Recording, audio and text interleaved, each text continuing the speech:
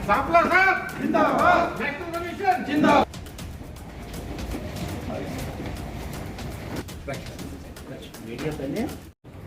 92 years को cross कर रहे हैं। एज हनुमान थप्पा साहब, आपको ध्यान होगा कि जब हमने संविधान यात्रा निकाली थी तो आप लोगों ने कवर किया होगा, उसका उद्घाटन जो हुआ था, हालांकि बहुत सारे मंत्री, बहुत सारे संतरी, बहुत सारे सांसद थे, लेकिन आप लोगों ने फैसला किया, महासंघ के लोगों ने, कि ये जो झंडी दिखा करके संविधान यात्रा को अगर रवाना किया जाएगा तो माननीय हनुमान थप्पा साहब के हाथों से किया जाएगा। तो आप लोगों ने कवर किया होगा, आपने कवर किया था प्रोग्राम, नहीं? हनुमान थप्पा साहब ने हरी झंडी दिखा करके, समझे बात आप, है ना, पंचशील का जो है झंडा दिखा करके संविधान यात्रा को जो है कहाँ निकाला था?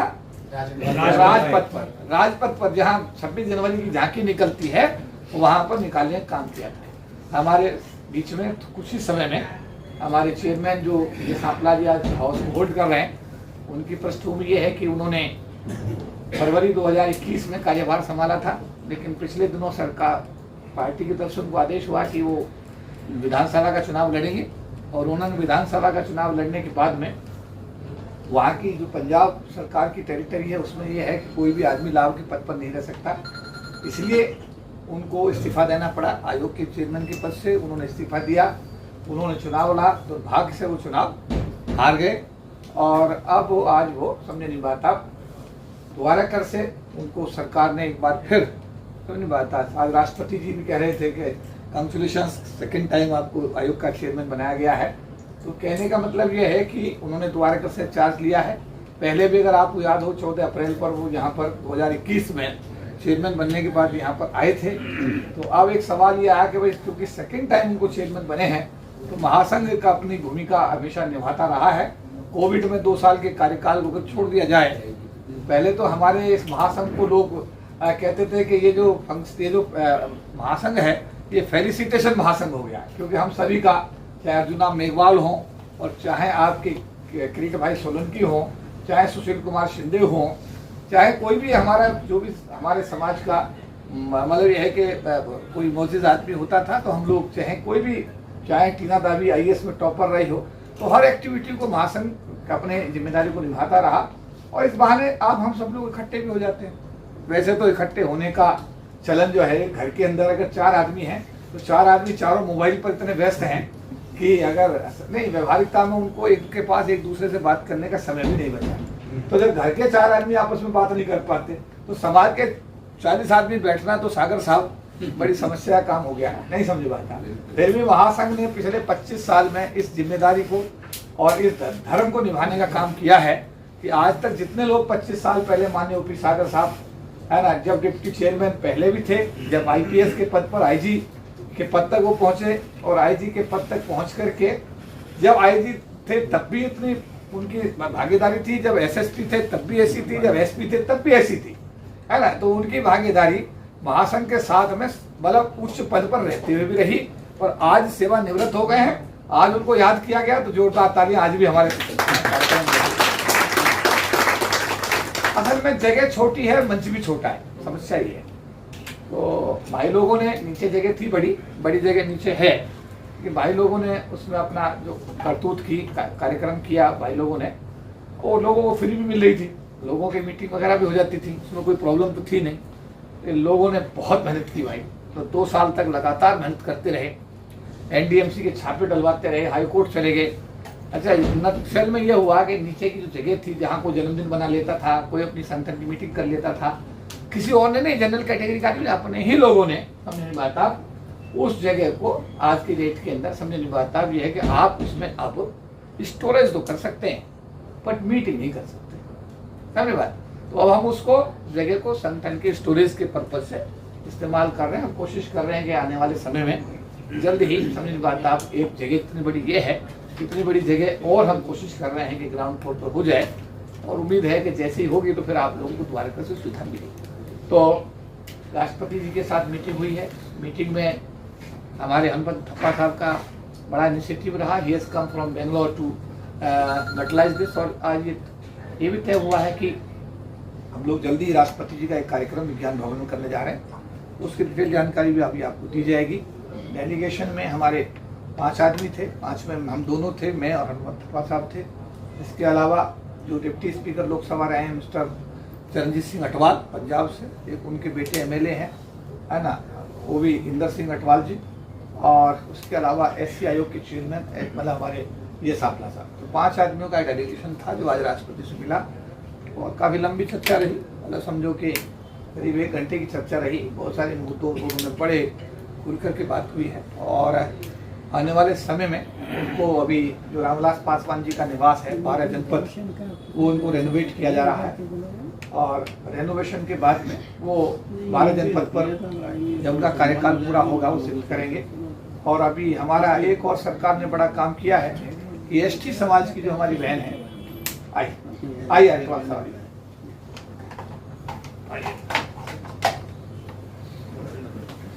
एक कुर्सी ना दे दो। सब लोग उसमें डेलीगेशन का पार्ट रहे और बहुत अच्छी मीटिंग रही राष्ट्रपति जी के साथ में। जल्दी ही ऐसा है कि एक कमेटी का गठन किया जा रहा है। कमेटी बहुत जल्दी बढ़िया तरीके से उनका सम्मान में कार्यक्रम विज्ञान भवन में होगा, जिसको हमारे हनुमंत थप्पा साहब लीड करेंगे, हमारे farmer deputy speaker Charanjit Singh Atwal साहब लीड करेंगे। हम और अटवाल साहब तो कार्यकर्ता के रूप में क्यों जो आदेश होगा उसको एग्जीक्यूट करेंगे, नहीं? और विजय सापला साहब तो हमारे तीनों जो सीनियर्स हैं, ये इसको मतलब आगे का कार्यक्रम जो है जैसे भी बनेगा, डेट फिक्स होगी, अगले हफ्ते में डेट आ जाएगी, है ना। तो उसमें अभी हमारे हनुमंत थप्पा साहब ने एक रिजर्वनेस शो की है अभी, और इन्होंने अभी बात भी की है राष्ट्रपति भवन में।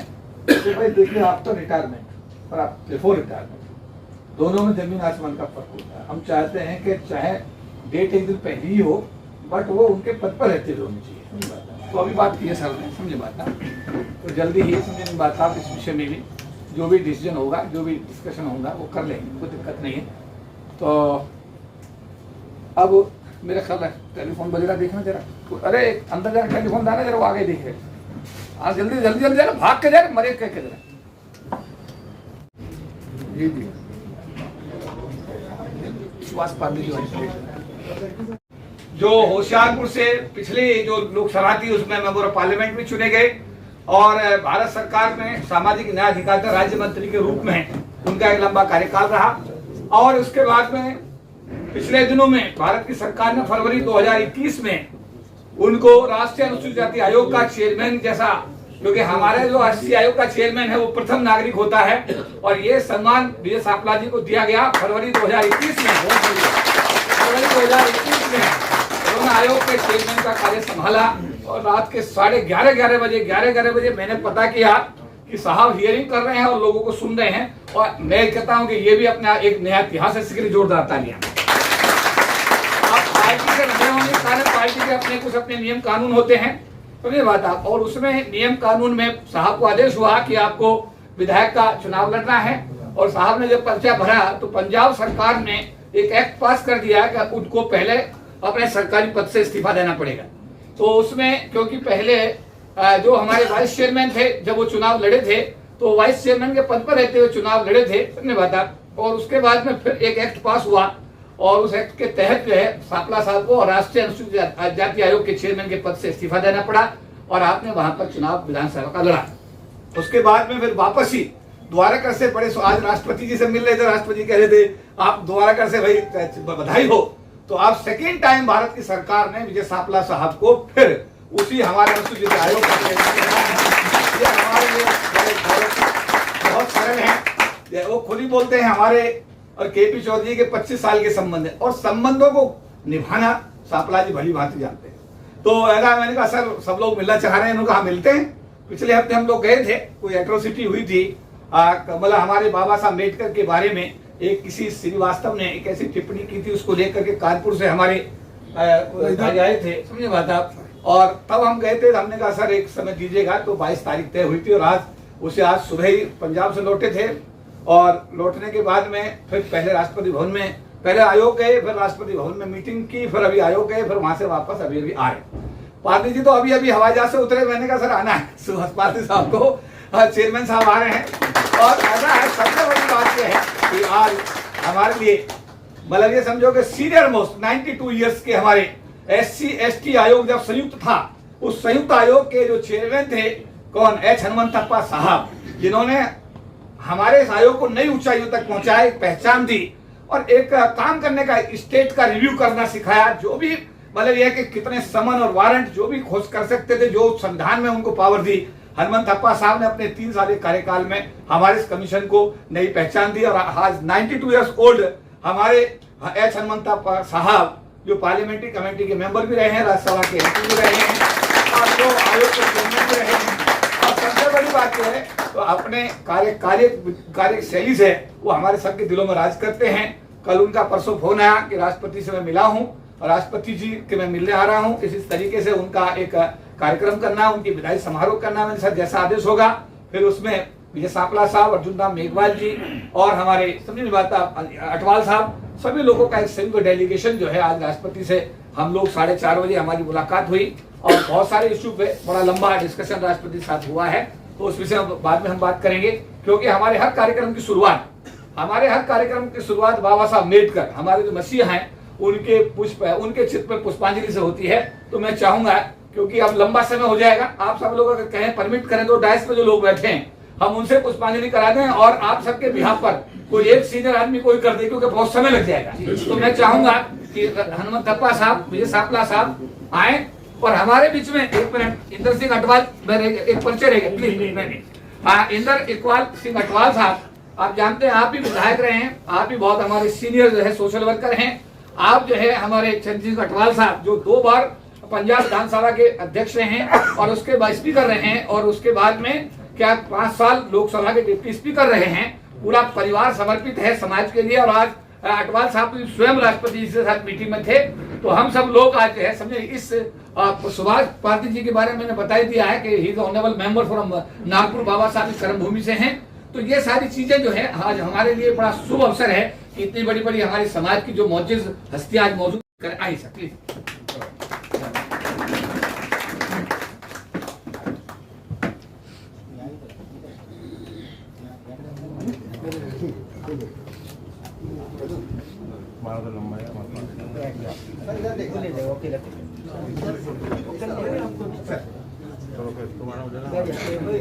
बाबा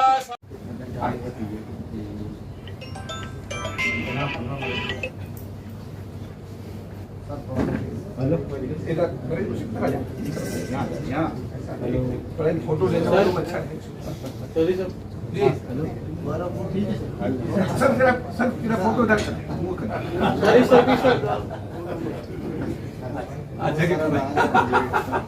जी आइए, सब जगह बड़ी करवानी पड़ेगी। विदाई समारोह जो आपका कार्यकाल पूरा होने जा रहा है और सरकार ने एक और कहेंगे कि हमारे SC और ST समाज के लिए एक बड़ा काम ये किया है कि अभी हम SC ये थोड़ा सा थोड़ी देर के लिए अगर स्विच ऑफ कर ले, कोई अगर दिक्कत ना हो सभी लोग करें प्लीज है, क्योंकि फिर क्या डिस्टर्बेंस होता है, बाद में डिस्टर्बेंस हो जाती है ना। तो मेरा सबमिशन है हमारे जो DO 1 और 2 के हमारे जो प्रेसिडेंट और सेक्रेटरी हैं बाता और हमारे रणवीर जी, तीनों साथी आएंगे और बारी बारी से जो है समझे नहीं बाता हमारे आयोग के जो चेयरमैन हैं, हमारे आयोग के चेयरमैन विजय सांपला साहब को समाज की तरफ से समाज की पकड़ी, शॉल और बुके देकर भगवान बुद्ध की स्टैचू दे करके समझे सम्मानित करेंगे। हमारे तीनों साथी हैं, प्लीज आइए।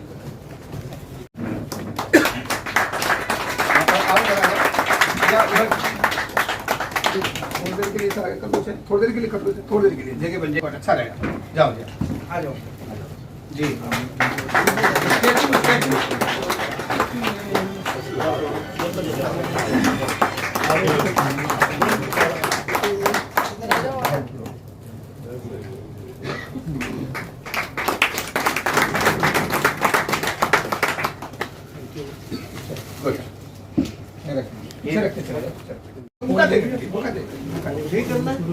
ये स्टेट बैंक ऑफ इंडिया आपका स्वागत करा सर, अपने एसोसिएशन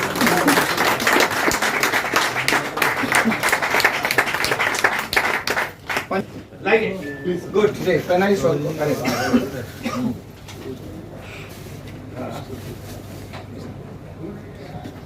लाओ जयवानी इधर देखो। गुड, हो गया स्टेट बैंक। सर पहले आपका हो जाए फिर उसके बाद बाकी और लोग करवा दें।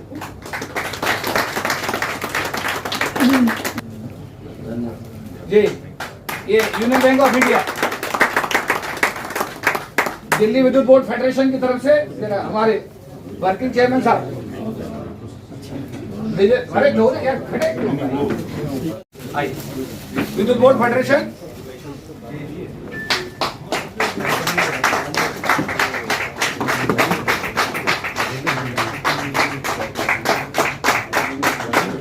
वो तो ओपी सागर साहब इन्हीं के साथ सर, आईजी सेवानिवृत्त है, आईजी पद से, और पिछले 25 साल से अपने महासंघ को सीखने का काम कर रहे हैं।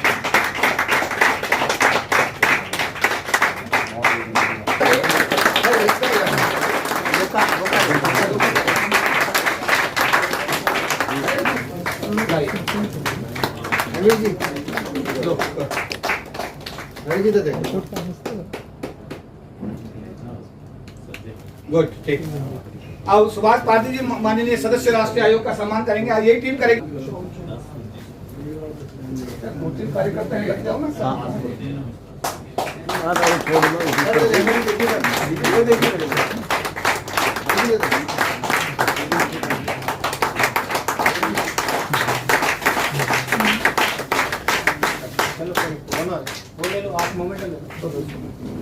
मैं ले रहा हूँ, इधर ले रहा हूँ। लगा सामने ऐसे करो, ठीक है। उधर देखो ना। गुड, हो गया जी। रुको इधर देखो। ये तो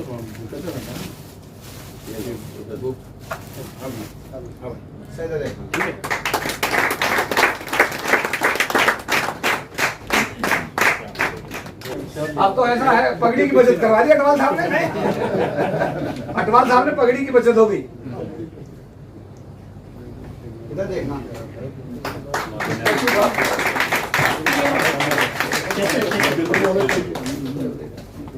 आप इधर देखना सर, आपकी फोटो पीछे आ गई, सामने देखना।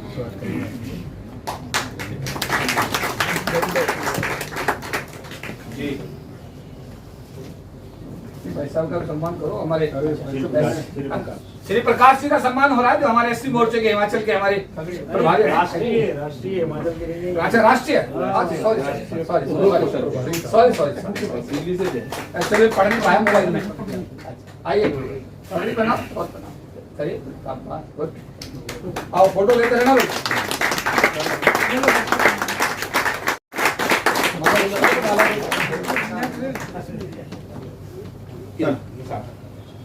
मेरे तो हो गया एसबीआई का, इधर आओ ना। ये हमारा एसबीआई का मेरा कर दिया ना, आपका रहता है। मुझे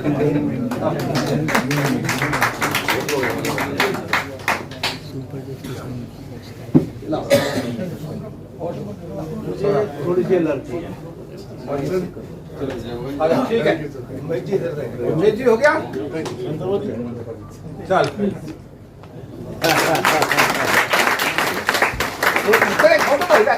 खड़े जाओ सर, खड़े जाओ। एक फोटो उसके बाद में कर लेंगे। आइए सर, खड़े हो जाए, सर खड़े हो जाइए, आप ले लो भाई फोटो।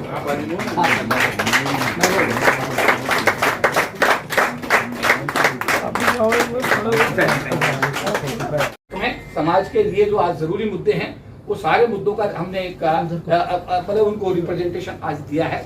हमने उनको इन्विटेशन तो दिया ही दिया, लेकिन साथ साथ अंदर टेबल पर रखा होगा, जरा ले लीजिएगा। साथ साथ हमने उनको एक अपना संगठन की, समाज की समस्याओं पर भी एक मांग पत्र दिया। अब हमारे प्रथम नागरिक ऐसे समाज के कौन है? हमारे विजय सापला साहब। और हमारे भारत के प्रथम नागरिक कौन है? हमारे रामनाथ कोविंद साहब। और जब चुनाव का रिजल्ट आएगा लोकसभा का, उसका प्रेसिडेंट ऑफ इंडिया का, तो हमारी पहले भारत की जो है प्रथम नागरिक कौन हो जाएंगी? हमारी बहन जी जो है, समझे, द्रौपदी मुर्मू जी। ठीक है, ये गलत है सही है? अरे यही है भैया, कुछ और पोजीशन है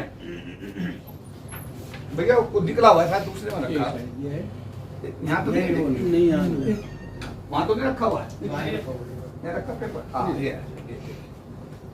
अच्छा, तो हमने आप सबकी तरफ से माननीय सापला जी के लिए ये पत्र जो है, जो हम तैयार किया है, अगर आप कहो तो मैं उसको पढ़ कर सुना दूं। जी, Respected Shri Vijay Sampla ji, it is a matter of great pleasure for our SC community that Honorable President of India has appointed your good sir as Chairman National Commission for SC again. दोबारा कर से, क्योंकि पिछले साल भी appoint किया गया था और अब भी फिर अपॉइंट किया गया है ना. At this pious occasion, kindly accept our heartiest greetings. Our federation is confident that the interest of the SC community will definitely be safe in your hands, and you will take all measures to ensure the upliftment of scheduled caste communities. At this pious occasion, on behalf of Lex and Lex SC/ST employees and officers working all over the country, we heartily congratulate you for taking over the charge of the Chairman National Commission for SC once again. We assure you that the wholehearted support of the Federation is always with you. Heartily congratulations with regards, sincerely yours. Federation की तरफ से Shri Vijay Sampla ji, honourable chairman national commission for scheduled caste, government of India, Lok Nayak भवन, Khan market, new Delhi. आप सबकी तरफ से पत्र sir को दिया जा रहा है.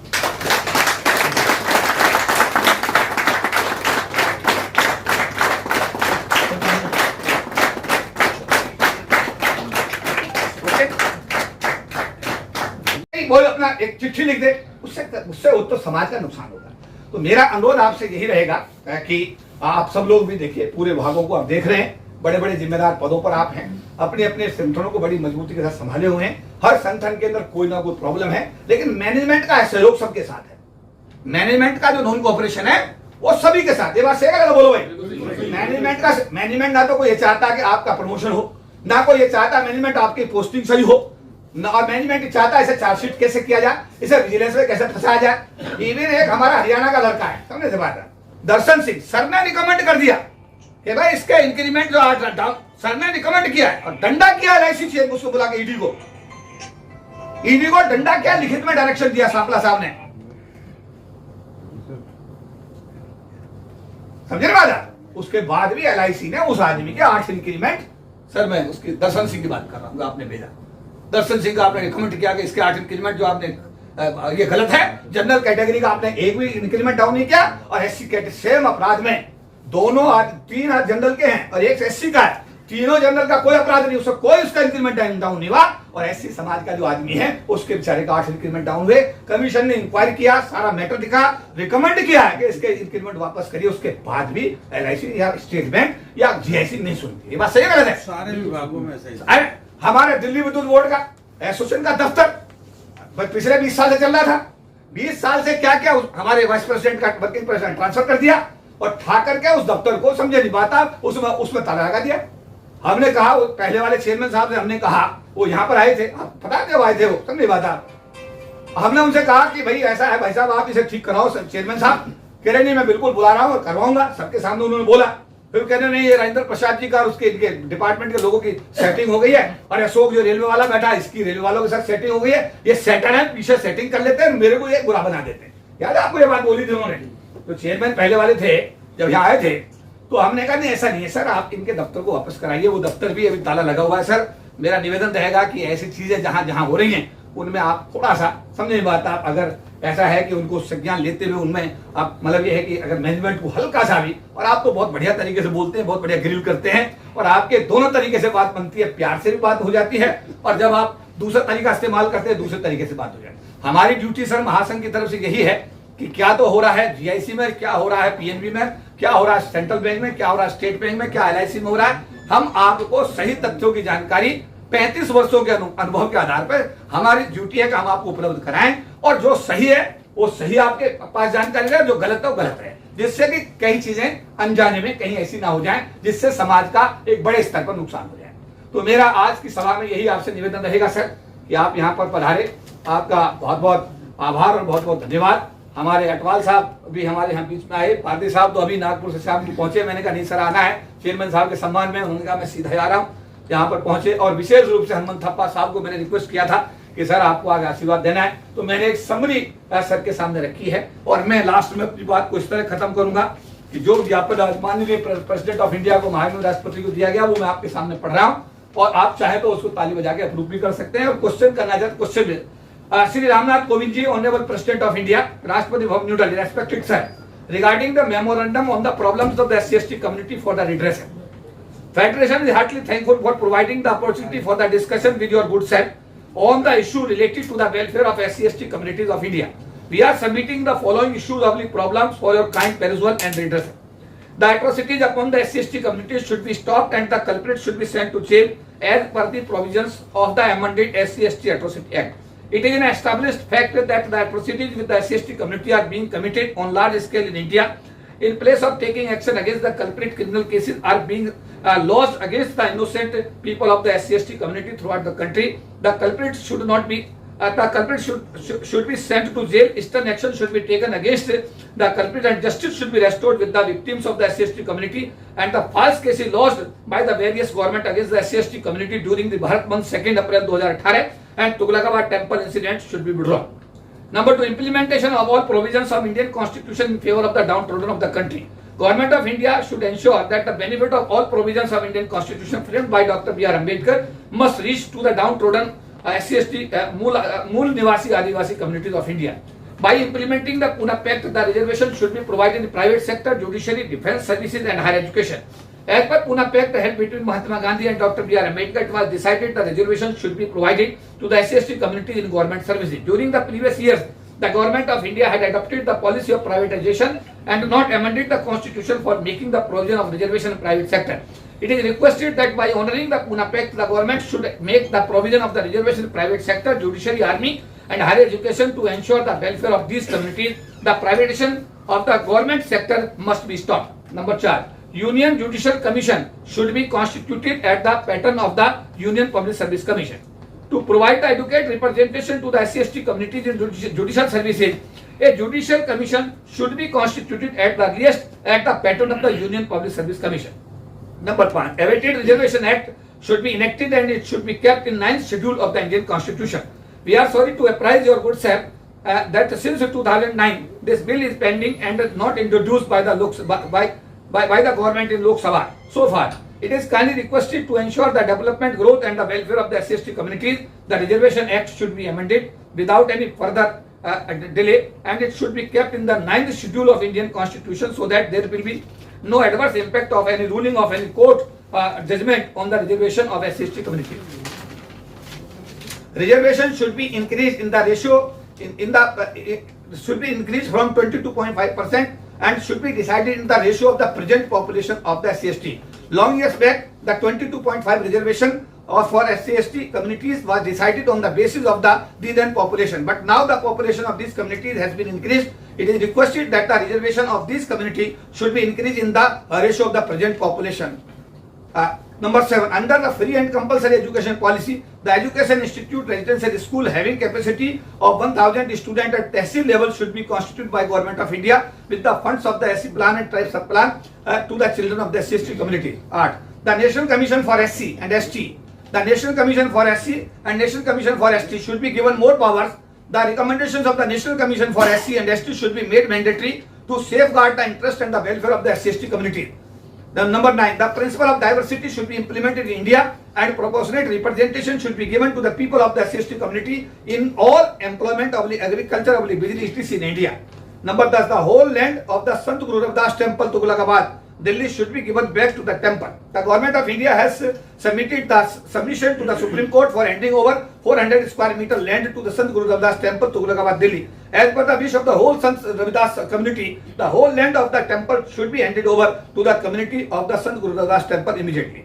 11, the more than 10 lakhs backlog or shortfall vacancies of the SC/ST community should be filled up immediately. 12, the barren land of the country should be made fertile and should be distributed among the SC/ST community.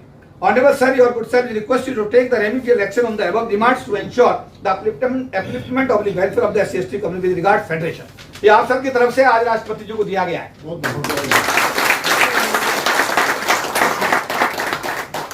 अब मैं चाहूंगा इससे पहले 2-2 minute हमारे जो VIPs हैं, जो हमारे आज अतिथि हैं, आप सबको हमको मार्गदर्शन करेंगे. अच्छा, ठीक है.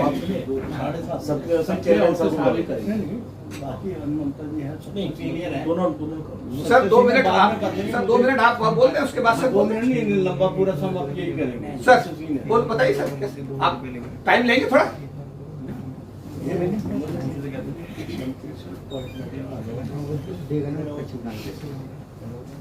अच्छा, विजय साबला साहब जिंदाबाद.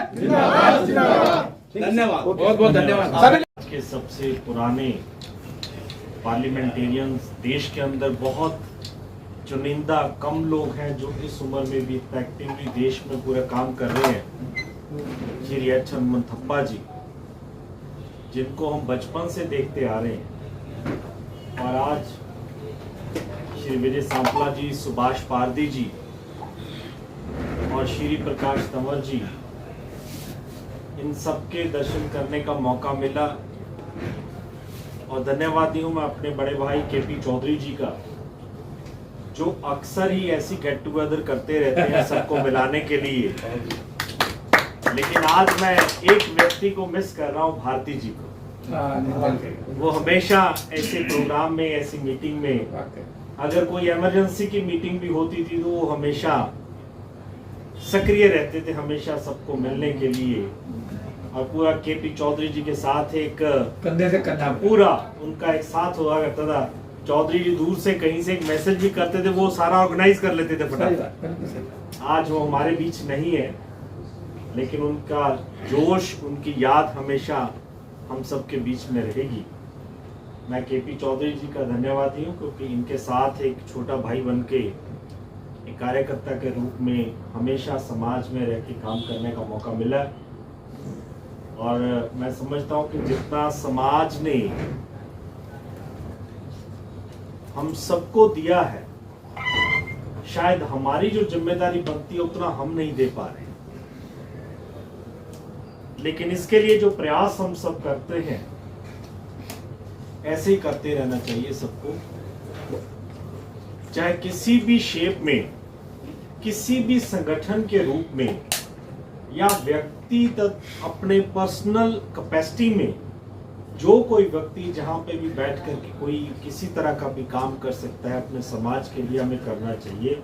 चाहे वो किसी भी फील्ड में हो, किसी प्रकार से भी हो, हमें अपने समाज के लोगों के लिए हमेशा काम करते रहना चाहिए। मेरे पुराने साथी नेत्राम नारायण जी भी आज आए हुए थे। मैंने केपी चौधरी जी का जब उनको पता चला तो नारायण जी कहते मैं भी साथ चलता हूँ, तो केपी चौधरी जी को कोई जवाब नहीं देता। श्री प्रकाश तंवर भाई साहब बैठे थे, मैंने कहा भाई केपी चौधरी जी की मीटिंग है तो जाना वहां पे, कहते जरूर चलेंगे। मैं समझता हूँ कि आप सबका एक प्यार है जो केपी चौधरी जी को इतनी शक्ति, इतनी ताकत देता है। जब फेसबुक पे मैं देखता हूँ, कभी इनको इंदौर देखता हूँ, कभी इनको फॉरेन किसी कंट्री में देखता हूँ, कभी किसी हैदराबाद पहुंच जाए, कहीं कहीं पहुंच जाते हैं। मेरा ख्याल है ऐसा एक समय था, ऐसा व्यक्ति, ऐसी रूपरेखा हमारे बड़े भाई किसी समय, ऐसी एक्टिविटीज हम उदित राज जी के देखा करते थे कि वो ऐसे पूरे देश में मूवमेंट हुआ करती थी। लेकिन आज उनकी अपनी छवि, उनकी अपना स्थान है, वो भी पॉलिटिकली बहुत अच्छा एस्टेब्लिश हो चुके हैं। और उनको फॉलो करते हुए आज केपी चौधरी जी उसी तरह से देश में काम कर रहे हैं। और आने वाले दिनों में, आने वाले समय में मैं यही एक दुआ कर सकता हूं, अरदास कर सकता हूं, और आप सबको साथ लेकर के प्रयास कर सकता हूं कि आने वाले दिनों में हम केपी चौधरी जी को भी एक अच्छे पार्लियामेंटेरियन के रूप में करेंगे। और ऐसे जो लोग होते हैं, ऐसे जो कार्यकर्ता होते हैं, ऐसे जो समाज के चिंतन करने वाले लोग होते हैं, बाबा साहब की सोच पे काम करते हुए, चलते हुए ऐसे ही काम करते रहना चाहिए। और बाबा साहब का एक मैसेज हुआ करता था जो हमेशा ही कानों में गूंजता है, जो हमने अपने बुजुर्गों से, बड़ों से सुना है। क्योंकि बाबा साहब को तो शायद हमने से किसी ने कभी देखा नहीं होगा, हमने या तो पढ़ा है या सुना है।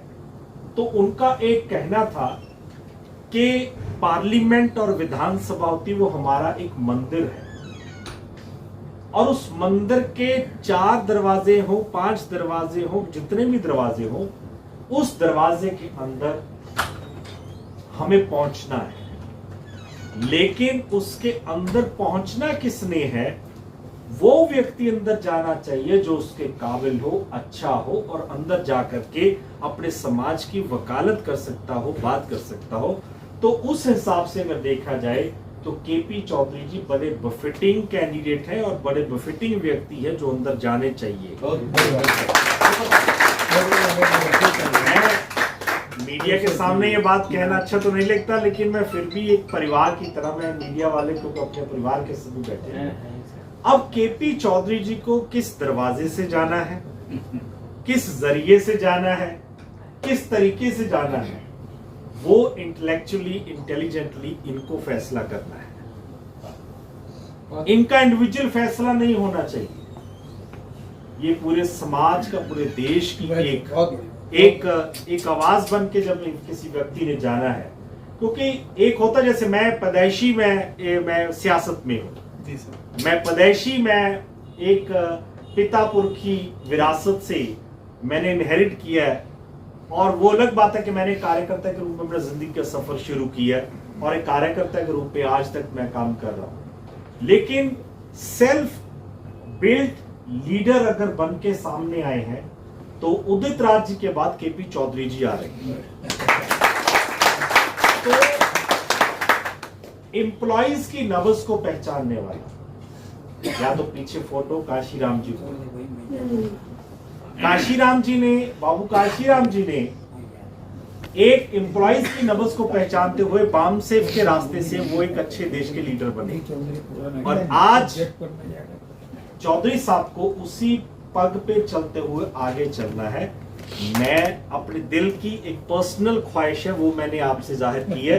आज कोई मौका नहीं था ऐसी, मेरे को तो हनुमंतप्पा अंकल ने बोला कि भैया बेटे मैं अंदर जा रहा हूँ, 2 मिनट तो जरूर बोलो। मैंने तो पहले माफी मांग ली थी कि हम सबकी तरफ से हनुमंतप्पा जी बोलेंगे।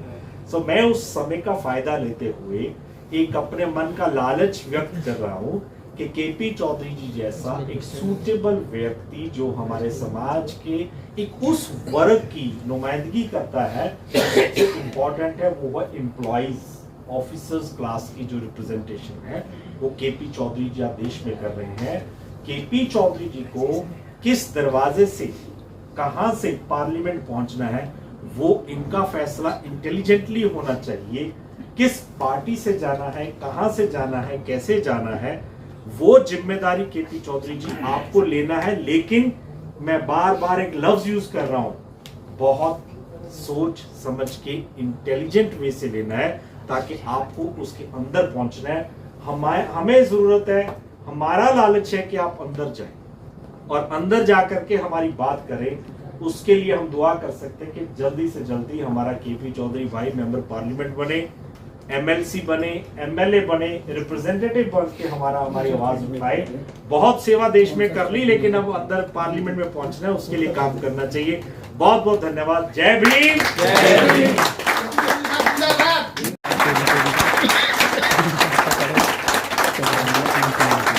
बहुत बहुत धन्यवाद केपी चौधरी जी का। हनुमंतप्पा जी हमारे बहुत सबसे युवा हमारे नेता हैं, सबसे पुराने नेता हैं, सबसे युवा हैं, आज भी ज़्यादा एक्टिव भी है। तो हमारे वर्किंग चेयरमैन राजेंद्र प्रसाद जी, मेरे साथी मेंबर हैं सुभाष पादी जी, आप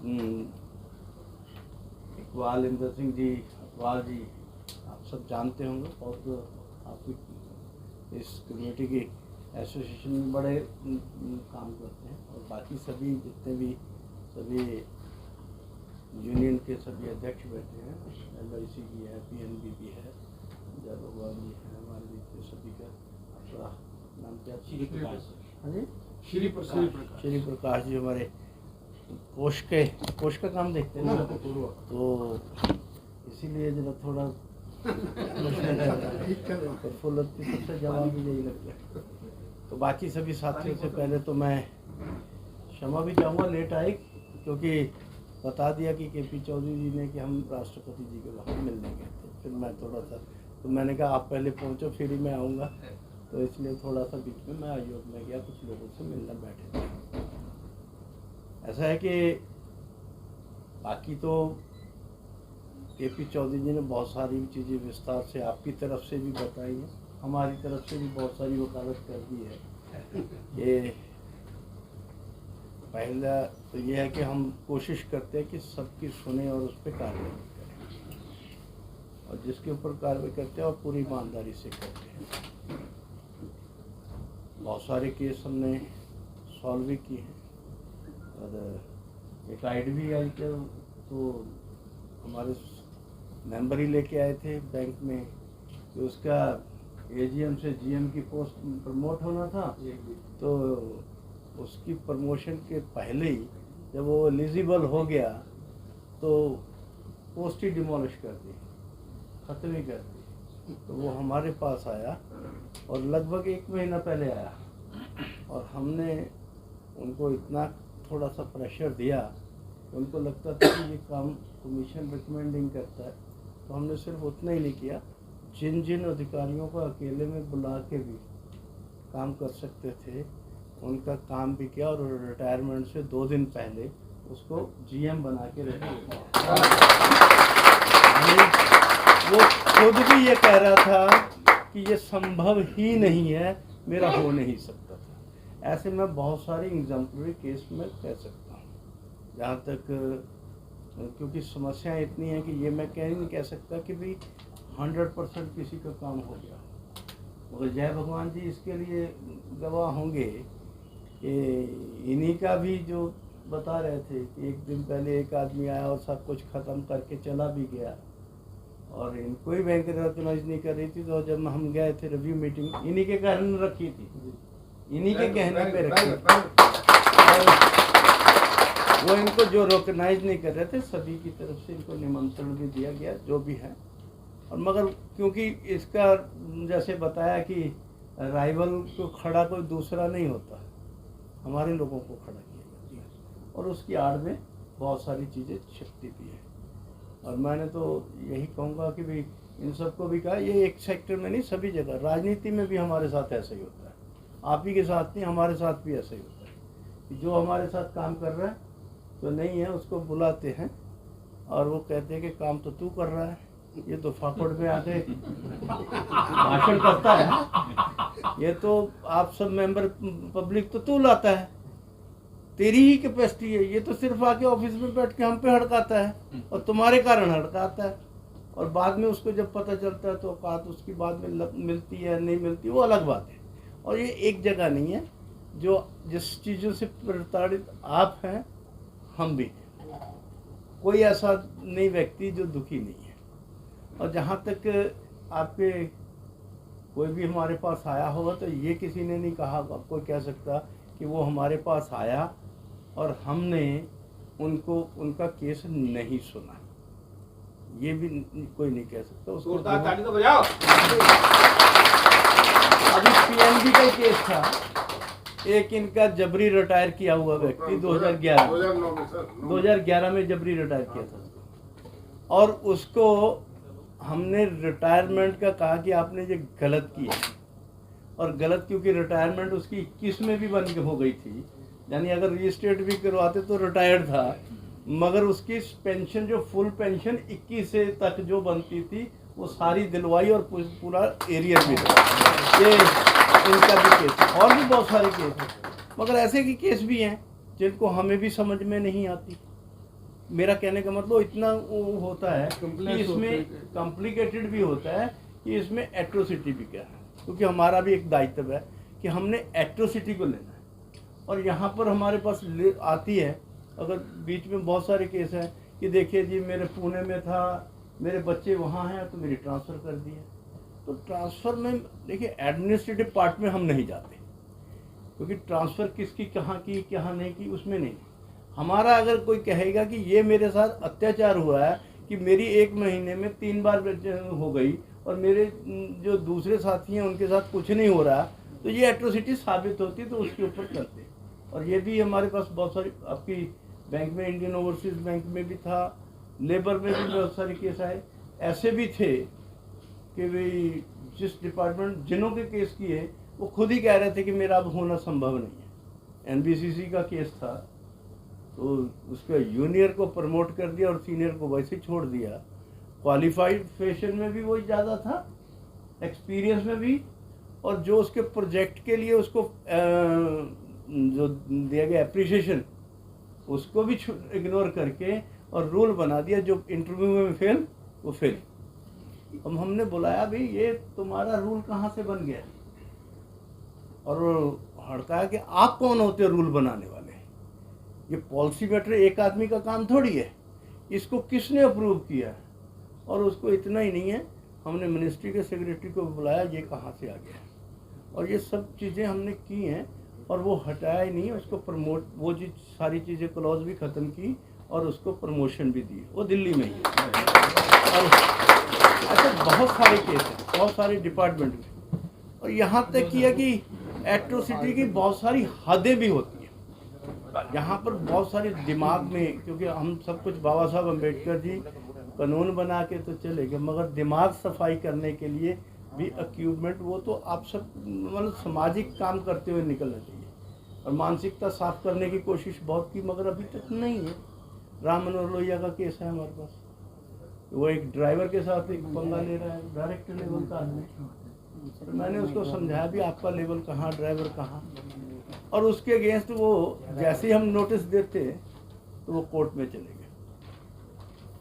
अब कोर्ट में जाके मान लो कोर्ट से स्टे लेके आ गए, तो पूछा कि ये कोर्ट में कैसे चले गए, सरकार के खिलाफ कैसे चली, तो वो परमिशन लिया, हमने सेक्रेटरी को बुलाया कि ये आप क्या कर रहे हो, आप ड्राइवर है, ये बताइए कि ये हाई कोर्ट में एक कोर्ट तारीख के लिए भी वकील के पैसे दे सकता है?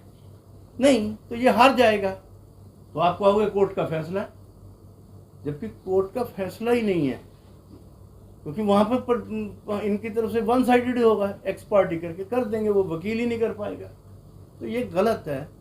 मगर उसके लिए भी उनकी कितनी मानसिकता आज भी काम कर रही है। तो उसके लिए लेटर लिखा कि आप पहले तो वर्बली बोला कि आप बाहर बैठेंगे, वो बेंच से बैठेंगे, छाया में भी नहीं जाएंगे, ये नहीं करेंगे, मगर यहाँ तक कि जब कोर्ट ने स्टे दे दिया, बीच में जाकर कोर्ट में स्टे दे दिया, तो उन्होंने ये लिख दिया, चिट्ठी इतनी हिम्मत बढ़ गई कि अब तो कमीशन कर ही नहीं सकता, कि वो लिख दिया कि आप वर्किंग यहाँ पे करेंगे विदाउट लंच ब्रेक,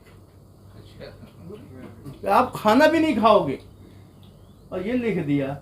मैंने फिर सेक्रेटरी को बुलाया कि ये आपकी गलतियों के कारण हुआ है, आपने उसको परमिशन दी, पहले तो ये गलत किया, और आपने इतनी हिम्मत बढ़ा दी कि एक अमानवीय, आपने ये तो ह्यूमन राइट वायलेशन भी है।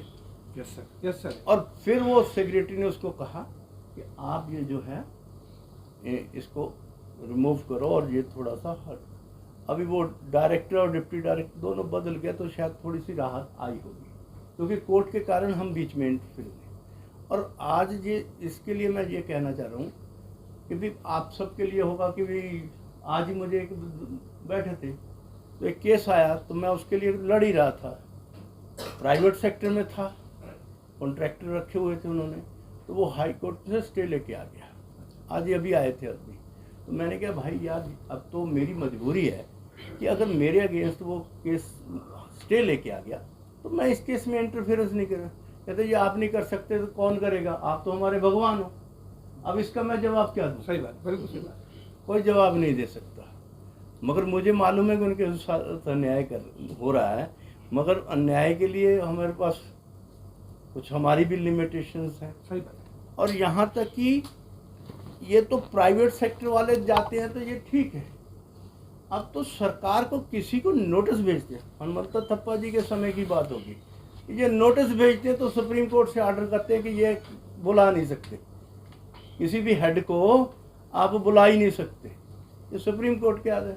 अभी तो यहाँ तक हिम्मत बढ़ गई कि पंजाब का एक एक्ट बनाया उन्होंने 2006 में, और 2006 में एक्ट बनाया कि आप अगर कॉन्ट्रैक्ट पे रखते हो, किसी प्रोजेक्ट के लिए आदमी रखते हो, और चाहे किसी भी जगह पे रखते हो, और इवन देन आप डेली बेसिस पे भी रखते हो, तो उसमें रिजर्वेशन देनी पड़ेगी। सीधी सीधी सी बात, आप सुन को खुशी होगी, मगर ये बना तो दिए, इम्प्लीमेंट कौन करेगा? अब वो इम्प्लीमेंट कर नहीं रहे। एजी के ऑफिस में वकील भरते हैं तो उसमें कहीं रिजर्वेशन की ऐड नहीं निकाली, पहले हमने फैसला दिया कि आप करेंगे तो वो मान के गए करेंगे, मगर अभी ऐड निकाली तो फिर वैसा ही कर दिया।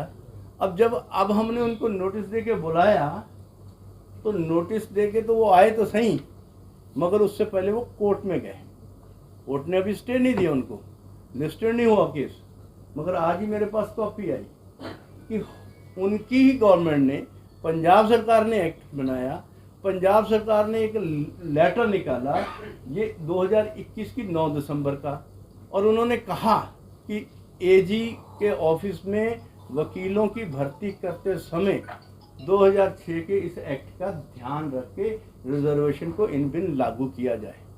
ये होम सेक्रेटरी की चिट्ठी है, प्रिंसिपल सेक्रेटरी की। और उसके बाद क्योंकि ये चिट्ठियां निकलती हैं जब रिजर्वेशन के, तो प्रिंसिपल चीफ सेक्रेटरी की नॉलेज के बिना नहीं निकलती, चीफ मिनिस्टर। मगर वो लिखने के बावजूद भी अपने ही एक्ट के बनाए हुए कारण भी, मगर उन्होंने पार्टी कमीशन को बना लिया।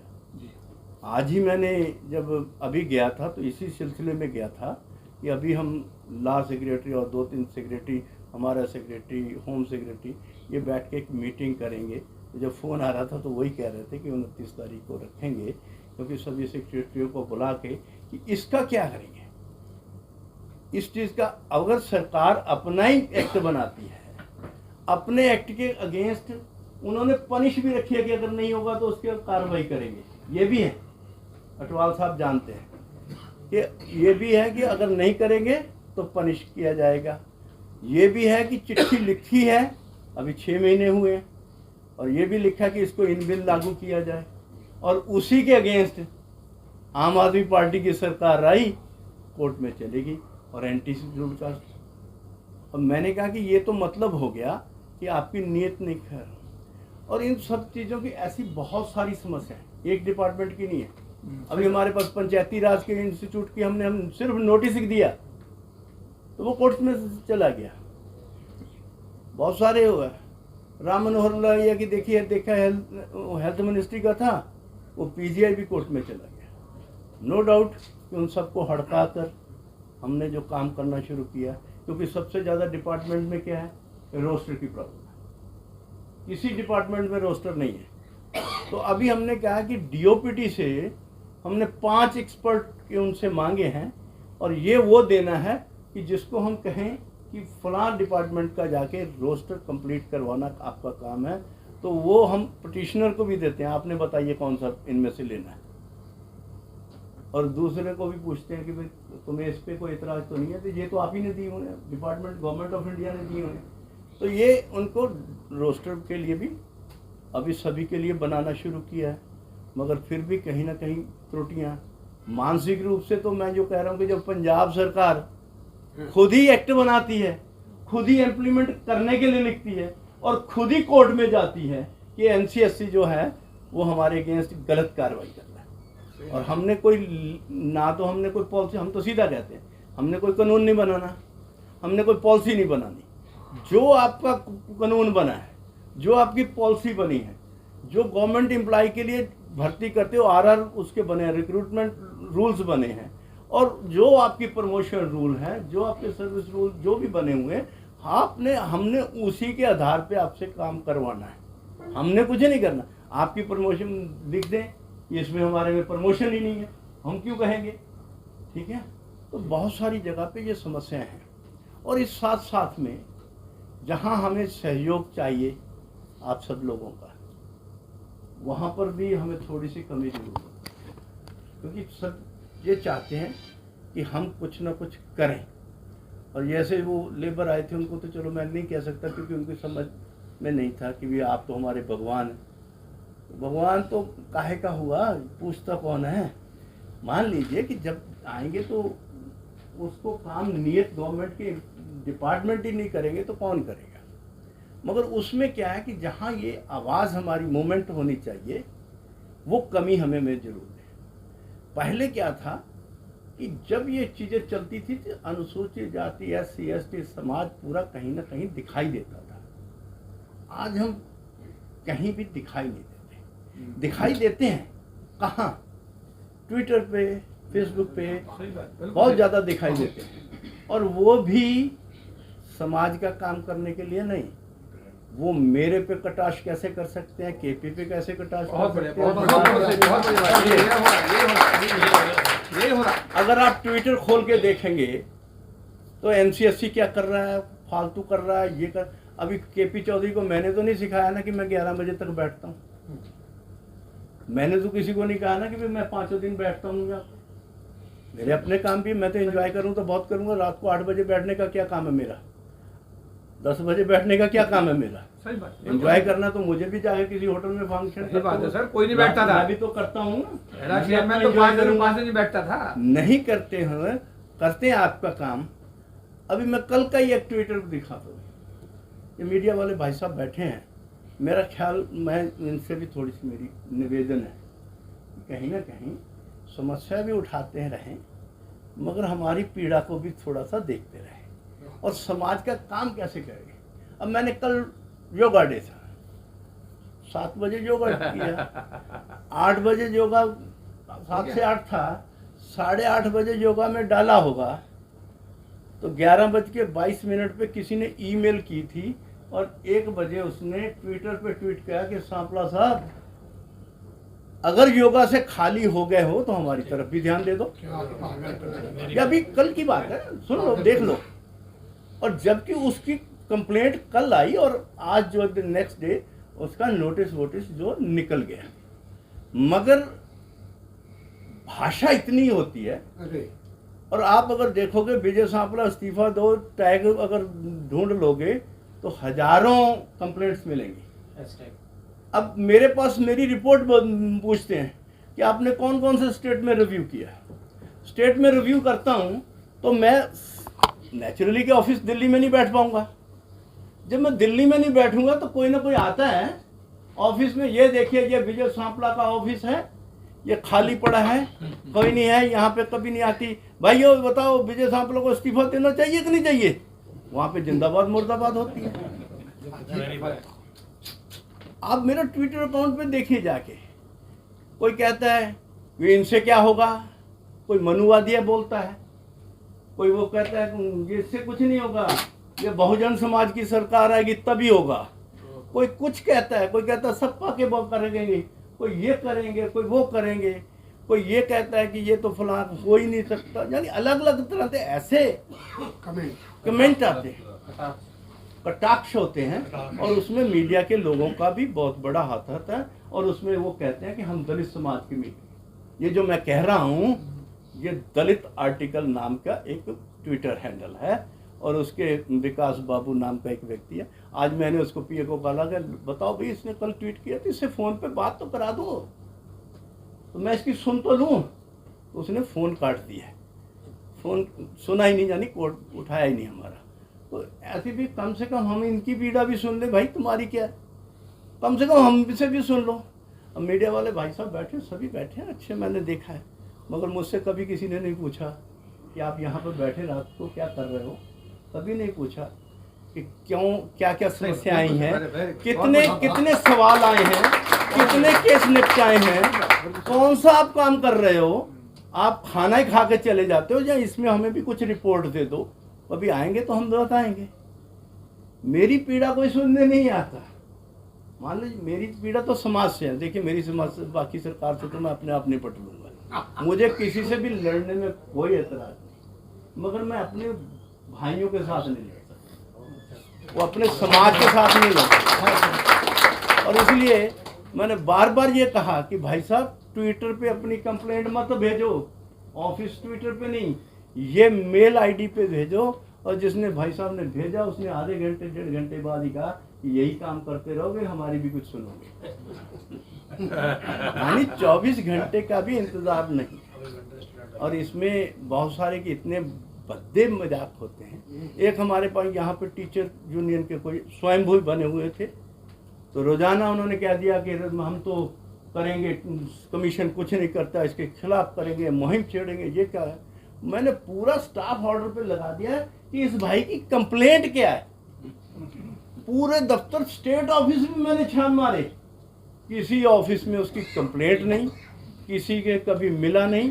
तब मैंने उसको ट्विटर पे किया कि तुम हमें कमीशन को बदनाम कर रहे हो, और कमीशन को बदनाम करने का मतलब है आप समाज के रास्ते में रुकावट डाल रहे हो। बहुत सही बात, बिल्कुल। और इसलिए तुम्हारा मैंने पूरा रिकॉर्ड चेक किया है, मैंने ट्वीट किया उसके, पूरा रिकॉर्ड चेक किया है, तुमने कोई कंप्लेंट नहीं दी कभी आन के किसी, मुझे तो क्या मेरे किसी मेंबर्स को भी नहीं मिले हो। तो जब आप मिले नहीं, आपकी कंप्लेंट नहीं, तो आपका समाधान कैसे होगा? तो क्यों ना मैं तुम्हारे पे FIR कर दूं। तो बाद में उसकी सॉरी आने लग गई।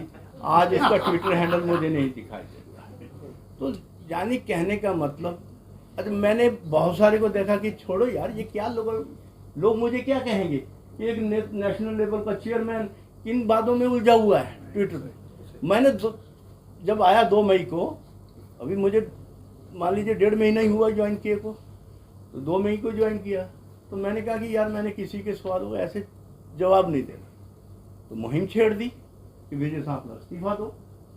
तो अब मैंने उनको जरा 2-4 को जवाब दिया, मगर उनसे प्यार से, क्योंकि मेरी भाषा वो ऐसी भाषा नहीं हो सकती। मैं एक जिम्मेवार पोस्ट पे बैठा हूँ, किसी से भी कहता हूँ कि थोड़ा सा तो पेशेंस रखो।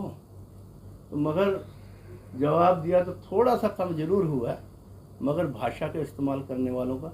और इसमें से जिन लोगों के काम कमीशन ने किए हैं उनका कभी फेवरेबल कमेंट भी नहीं आता। और जिस कारण ऐसे करिए। अब मान लीजिए कि कोई कहता है, यहाँ तक कह रही ये कमीशन ही बंद कर देना चाहिए, कुछ नहीं होता, ये नहीं होता। ठीक है, मुझे बंद कर दो कि विजय सांपला का क्या जाएगा, और कहीं मिल जाएगी ना। मेरे को एक जगह से हटा देंगे, कहीं ना कहीं पार्टी वाले दूसरी जगह एडजस्ट कर देंगे, नहीं तो मैं फिर कहीं चुनाव लड़के आ जाऊंगा, ये कर लूंगा, वो कर लूंगा। ठीक है, मगर मेरी रोटी पानी तो चलती रहेगी। इस समाज का बुरा क्यों? बहुत बड़ी बात, बहुत बड़ी बात। कमीशन ही बंद करवाना है तो आपको भाई साहब इतनी पीड़ा है कि कमीशन ही बंद कर दो। सिर्फ इसमें मान लो एक लॉबी खड़ी की हुई है कि जिनका काम है बदनामी करना। अब बदनाम कर दोगे, मैंने कहा भी कि भाई साहब आप कमीशन को तो बदनाम कर सकते हो, मगर समाज की समस्या का समाधान नहीं कर सकते। इसलिए कृपया आप समस्या बताएं जिसके लिए मैं समाधान के रूप में आपकी मदद कर सकूं। ये ऐसा मत करो, ये भी किया, मगर ये जवाब मुझे देने नहीं चाहिए थे। मगर मैं देख रहा हूं कि पूरे समाज में, पूरे हिंदुस्तान में से 1-2 को छोड़कर कोई किसी के पास इतना समय नहीं है कि गालियां निकालने वालों के पास तो बहुत समय है, मगर समस्या बताने वालों के पास समस्या नहीं है। वो घर पे बैठे ट्विटर पे डालते हैं कि मेरी समस्या का समाधान। अब मेरा फ़ोन जर्नलाइज किया हुआ है, मैंने अपनी सभी पे डाला हुआ है, साइट पे भी, व्हाट्सएप पे भी, सब पे डाला हुआ है। मेरे कोई आता है तो फ़ोन करते हैं कि हमने इतनी तारीख को कंप्लेंट दी थी, क्या बना? भाई साहब मैं कहा कि भाई साहब मैं ऐसी बात तो मैं फलां जगह पे हूँ, मैं ऑफिस में नहीं हूँ, और कृपया ऑफिस में कॉन्टैक्ट कर लेना। अब हम वहाँ जाएंगे। तो मैंने कहा भाई साहब मैं ऑफिस में तो काम करता हूँ, जहाँ जाता हूँ ऑफिस में, मेरे साथ ऑफिस नहीं जाता। इंक्वायरी नंबर दे रखे हैं, मेल दे रखी है, टोल फ्री नंबर दे रखे हैं, और इसीलिए वहाँ पे लोग बैठा रखे हैं। नहीं अब हम ये काम करेंगे तो आप क्या के लिए बैठे हैं? इन चीज़ों को जवाब नहीं दे सकते। और वहाँ पे ट्विटर पे इतने लोग बैठे हैं, और डेली मुझसे 10 या 12 फ़ोन आते हैं कि मेरी कंप्लेंट का क्या बना। और फ़ोन पे आपको मैं कहूँगा कि आपके फलां आदमी का लोन का क्या बना, आपका वो मैं फाइल देखूंगा। कहाँ देखोगे? जहाँ घर होगा, जहाँ पे ऑफिस होगा। आप साथ में तो लेके नहीं घूम रहे ना। कोई एक पार्टिकुलर, मैंने कहा ये 1-2 कंप्लेंट आती हो तो मैं बता दूं, यहाँ हजारों कंप्लेंटें आती हैं, हर रोज सैकड़ों कंप्लेंटें आती हैं, मेल पे आती हैं, दूसरे पे, और सबको मैं शाम को निकलते वक्त सबको मार्क करके जाता हूँ, ये किसको जाएगी, किसको नहीं जाएगी, किसका इसका नोटिस निकालो। और यानी सबको करने के बावजूद भी ऐसी समस्याएं आती हैं। और इसलिए मैं फिर भी कहूँगा, क्योंकि हम बने आपके लिए, सेवा चाहे मेरा ध्यान मुझे गाली निकालने वालों पे नहीं है, मेरा ध्यान जिनको मेरी ज़रूरत है उनकी। और इसलिए मैं कहूँगा आपसे सहयोग की ज़रूरत करूँगा कि आपके पास किसी तरह की भी आप तो करेंगे ही, सुन ही लेंगे, मगर आपको जानने वाले आपके कुछ एम्प्लॉय साथी भी होंगे, मगर जहाँ रहते हैं समाज के कुछ लोग भी होंगे जो एम्प्लॉय नहीं होंगे, तो उनको सीधा सीधा कहें कि आपकी कोई समस्या है, हमें ज़रूर बताएं। और मेरी इच्छा ये थी कि मैं किसी आइडियोलॉजी पे भी काम करूं, मैं इन चीज़ों की कमी के लिए रिसर्च भी करूं, और मेरे पास सुबह मेजर काम मुझे यहाँ पे गाली निकाली और मेरे कंप्लेंट नहीं लगा रहा, इन चीज़ों से मुझे फुर्सत ही नहीं मिल रही। और मैं किसी के समाज के लिए क्या रिसर्च करूं और क्या मैं रिपोर्ट बनाकर मैं सरकार को दूं कि ये आगे पॉलिसियों में बनाएं। और इन जैसे ये अभी पंजाब का केस है तो ये बहुत बड़ी रिपोर्ट है, ये रिपोर्ट जानी चाहिए, मगर मुझे समय कौन देगा ये रिपोर्ट बनाने के लिए भी, तो समय नहीं मिल पाएगा। ऐसी चीज़ों में मैं उलझा हुआ हूँ जो मेरे बिना भी चल सकती हैं, मगर जो मेरे करने वाले काम हैं वो रास्ते में बहुत रुके हुए हैं। तो कृपया मैं आप सबसे झोली फैला के सहयोग की कर सकता हूँ कि मैं आपसे सहयोग अपने लिए नहीं मांग रहा, अपने समाज के लिए मांग रहा है। और समाज के लिए कहीं भी कोई जरूरत हो तो मेरी भाई आपका सबका सहयोग साथ है।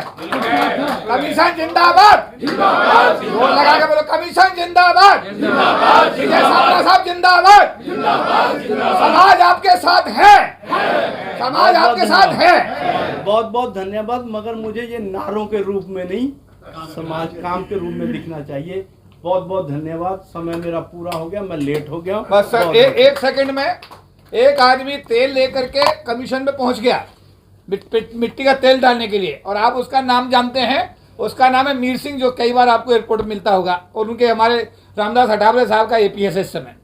अब फोन आया कमीशन से, इधर आओ ये आदमी यहाँ पे जल रहा है, हमें मरवाएगा। मैं वहाँ गया, उसे पकड़ के उसे हटाया। मैंने कहा यार तू बेवकूफ़ी। एक हमारे स्वर्गीय हजियार हनुमटिया जी पहुँच के PL पुनिया के चैम्बर में, दरवाज़ा खोल के उन्हें माँ बहनी गाली देने लगे। लहरका साहब का फोन आया, तुम कहाँ हो, तुरंत यहाँ आओ। फिर मैंने उस बाबा को पकड़ा, जा हम आपके साथ सिर्फ भाषण में नहीं जानना पता नहीं कितने आते। नहीं सर मैं ये कह रहा हूँ कि हम सब साथ हैं। क्यों साथ हैं? बिल्कुल सर। तो आप कमीशन जिंदाबाद करना लगा, कमीशन जिंदाबाद। Then there was the association secretary. I called him. Chairman has no objection. Take charge of this room tomorrow. Very good, excellent, excellent. एक बैंक में ऑफिस मिल गया। किसी चेयरमैन को मैंने फ़ोन किया, सब बैंक में आपको ऑफिस मिला। चेकअप सिस्टम नहीं था। 4 फरवरी 1998 को हनुमंत थप्पा साहब ने पूरे देश को आदेशित करके लिखित में एसोसिएशंस को रेगुलर हियरिंग और दफ्तर देने के आदेश जारी किए। जोरदार तालियां। 4 फरवरी 1998 तो कोर्ट रूम बनाया हूँ, उसमें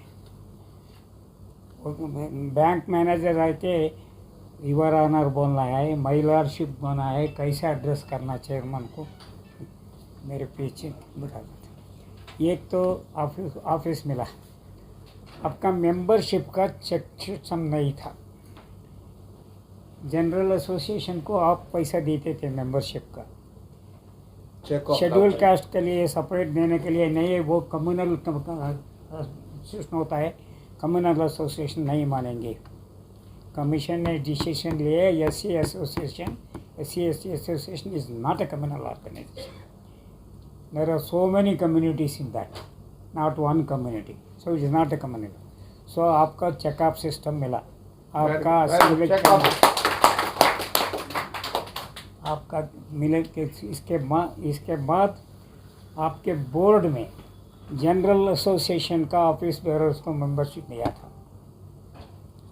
अगर जनरल मेंबरशिप को आपका SC को क्यों नहीं, SC ST का सेक्रेटरी चेयरमैन को बोर्ड का मेंबर बनाया। First class air fare, first class room, high के हमारे SC ST ऑर्गेनाइजेशंस को मिला। ऐसा एक सेक्टर में बोलते चाहता हूँ। आज दो अंबेडकर जयंती मनाने के लिए बैंक ने पैसा दिया, अपने एसोसिएशन के साथ मनाना है, सर्कुलर दिया। ऐसे कुछ बहुत सारे काम हुए। मैं ज़्यादा बोलना नहीं चाहता का बैंकिंग ज़्यादा है, तो बैंकिंग सेक्टर में क्या हुआ इतना बोल के मेरी बात समझ।